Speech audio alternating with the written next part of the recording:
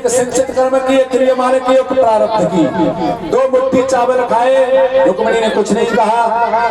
तीसरी मुट्ठी खा रहे थे, रुक्मिणी ने हाथ पकड़ लिया। रुक्मिणी कह रही है, स्वामी 1 मुट्ठी खा करके आपने सुदामा के संचित कर्म को नष्ट कर दिया, और दूसरी मुट्ठी में इसके क्रियमाण को नष्ट कर दिया, और तीसरी मुट्ठी में इनके प्रारब्ध को भी खत्म कर रहे हो।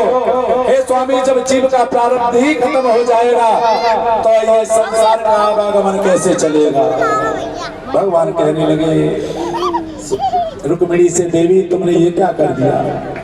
आज मैं अपने भक्त, जो भक्त मुझे भोग प्रेम से खिलाता है, मैं उसके समस्त जन्मों के पाप नष्ट करके और पुनः उसे अपने धाम में बुला लेता हूँ।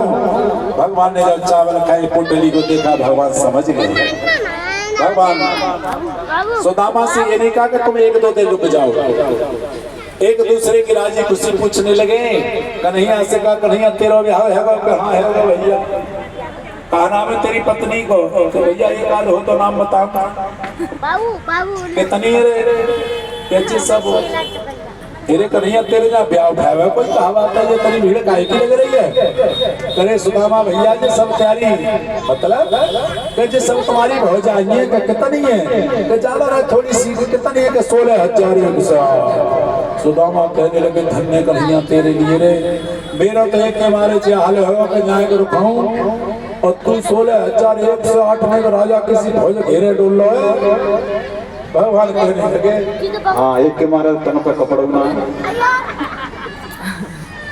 भगवान ने कहा, मेरी भाभी ने कुछ कहा है मेरे लिए कि हाँ कन्हैया एक बात कह दी है, कि कहा कि तेरी भाभी ने जो कही है कि मेरी देवर जी से प्रणाम कह देना। और बच्चू के भाभी ने ये कहा है कि 1 मास 2 पक्ष में तो एकादशी होए, सो प्रभु दीन दयाल ने नित प्रतिदिनी मोए। भगवान कहने लगे, भाभी तू चिंता मत कर। भगवान कहने लगे, भाभी होने थी सो हो गई, फिर ना ऐसी होए, और भाभी तेरे भवन में नित प्रति द्वादशी होए। द्वादशी के लिए क्यों कहा कि वृंदावन को तो किसी आश्रम में भोजन नहीं बनता है, लेकिन द्वादशी के दिन तो भंडारे होते हैं। तो भगवान कह रहे हैं, भाभी अब तेरे जा रोज द्वादशी मनाई जाएगी, रोज भंडारे होंगे। आज भगवान ने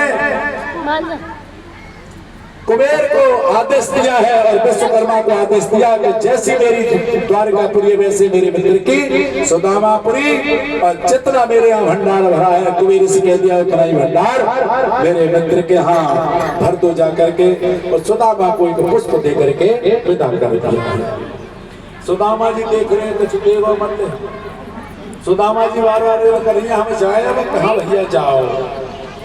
अच्छा तो कन्हैया हमें जा रहे हैं, हाँ भैया ले मुट्ठी बंद नहीं। तो सुदामा ने समझी शायद कुछ हीरा मोती होगा, एक फूल लेके और विदा कर दिए सुदामा को। सुदामा जी चल दिए। सुदामा जी पहुंचे अपने घर, जा करके देखा तो जहाँ झोपड़ी थी वहाँ तो कंचन के महल खड़े। सुदामा जी डर गए, अरे यहाँ तो मेरी झोपड़ी गायब है, यहाँ तो महल है, कब राजा ने कब्जा कर लो मेरी झोपड़ी पर, लेकिन मेरी सुशीला कहाँ भटक रही होगी। और तब तक देखा तो सुशीला सामने से झनन मनन करते हुए और आरती को थाल लेकर बाहर आए, और चाकरों से कहा कि मेरे पतिदेव खड़े होने को बुला करके लाओ। तो सिपाहियों ने कहा, महारानी जी हम आ रहे। सुदामा समझ गए यहाँ तो कोई महारानी है, मेरी सुशीला कहाँ थी। सुदामा जी को सिपाही लेकर के आए हैं और सुशीला ने उनकी आरती की। सुदामा ने पूछा, देवी ये क्या हुआ कि तुमसे पीछे मेरे देवर जी के आदमी आए, ये सब कुछ उन्होंने कर दिया है। सुदामा समझ गया, रे कन्हैया तू जन्म को ही छली आए, मैं तेरे घर तक गो तो मोते एक फूल दे दो, और जो अपन ये भाभी घर बैठे ही दे दो। बारे कन्हैया आप मेरी समझ में आई है, तूने गोपी से ज्यादा प्रेम करते हो। बोलिए भगवान की जय हो।